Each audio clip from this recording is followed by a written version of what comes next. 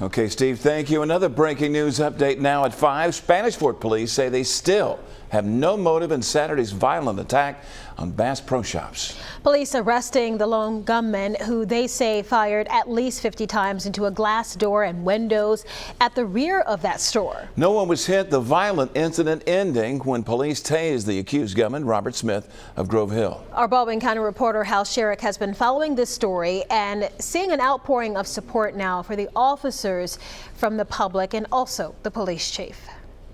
What we're trying to determine, was this premeditated, was this pre-planned, or was it a spur-of-the-moment decision? Answers to those questions could determine if Robert Smith Jr. could face more serious charges than he already does.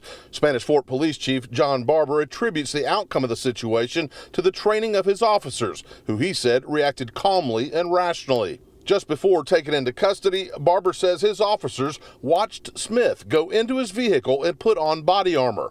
This right after police say he fired at least 50 rounds into the building.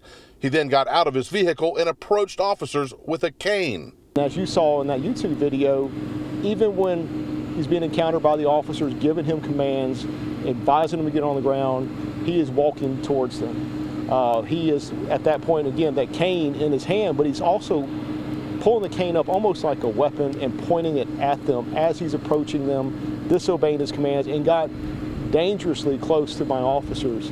The officers have gotten much support on social media and in the neighborhoods.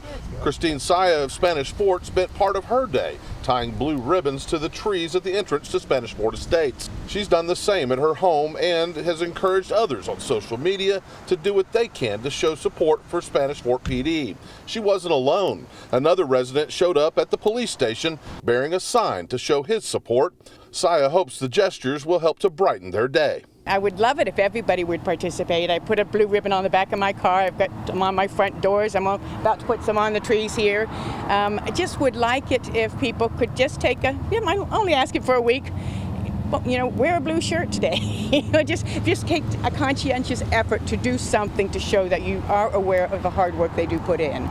Barber says it means a lot to his officers. Police are getting more help from the public. A citizen came forward today telling investigators about an encounter they had with Smith before the shooting Saturday.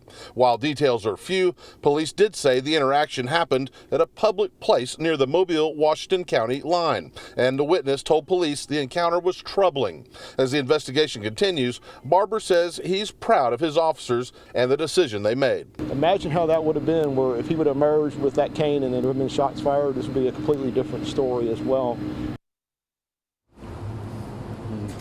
Now, Robert Smith remains in the Baldwin County Jail on $570,000 bond. Police did execute a search warrant on his vehicle today and spoke with Smith, but tell me they are not at all satisfied with a motive for his actions at this point. Reporting live in Spanish Fort, Hal Sherrick, Fox 10 News.